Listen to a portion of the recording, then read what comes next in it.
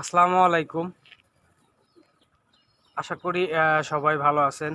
আল্লাহ পাকের দোয়ায় পরম করুণাময় মহান আল্লাহ তাআলা তার নামে করছি শুরু। সর্বপ্রথম কৃতজ্ঞতা জানাই যারা আমাকে কমেন্টের মাধ্যমে পরামর্শ দেন এবং ভালো ভালো কমেন্ট করেন, সাপোর্ট করেন। তাদের প্রতি কৃতজ্ঞতা এবং ভালোবাসা জ্ঞাপন করি। আল্লাহ তাআলার কাছে আপনাদেরকে সুস্বাস্থ্যতা কামনা করি। তো আজকে আপনাদের মাঝে চলে আসলাম আরেকটা ভিডিও নিয়ে। তো আমি আপনাদের থেকে পরামর্শ চাই। আমি অনেক কিছুই জানি না কবুতর সম্পর্কে। যারা আপনারা আছেন কবুতর পালন করেন, তো এই বিষয়টা জানা থাকলে অবশ্যই আমাকে কমেন্টের মাধ্যমে সাপোর্ট করবেন, কি করলে পরে কাজটা ভালো হবে। তো যে বিষয়টা দেখাবো, দেখেন। তো যে বাচ্চাটা দেখতেছেন আমার সামনে, এই বাচ্চাটার মাথায় দেখেন কত ফুট হয়েছে। আমি যদি একটু কাছে নিয়ে দেখাই,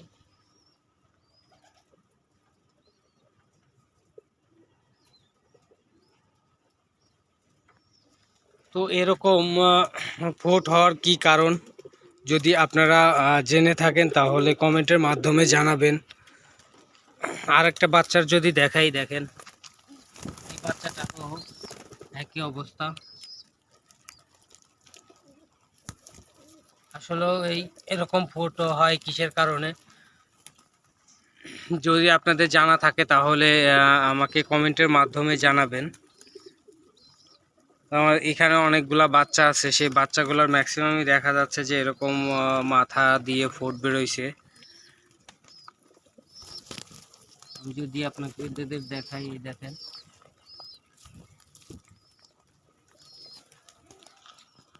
তো এগুলা এগুলা সারিয়ে ওঠানোর জন্য যদি কোনো কিছু থাকে তাহলে পরামর্শ দিবেন। কোন ওষুধটা খাওয়ালে পরে বাচ্চাগুলা ভালো হবে। তো আপনাদের সহযোগিতায় আমি কাম্য করি, কারণ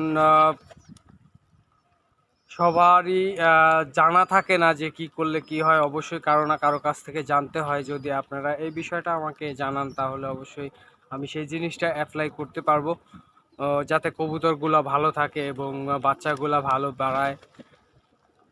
তো এই বিষয়ে যদি আপনারা জেনে থাকেন তাহলে কমেন্টের মাধ্যমে আমাকে পরামর্শ দিবেন। আর আমার ভিডিওটা যদি ভালো লাগে তাহলে আমার পেজটা ফলো দিবেন এবং ভিডিওটা শেয়ার করে দিবেন।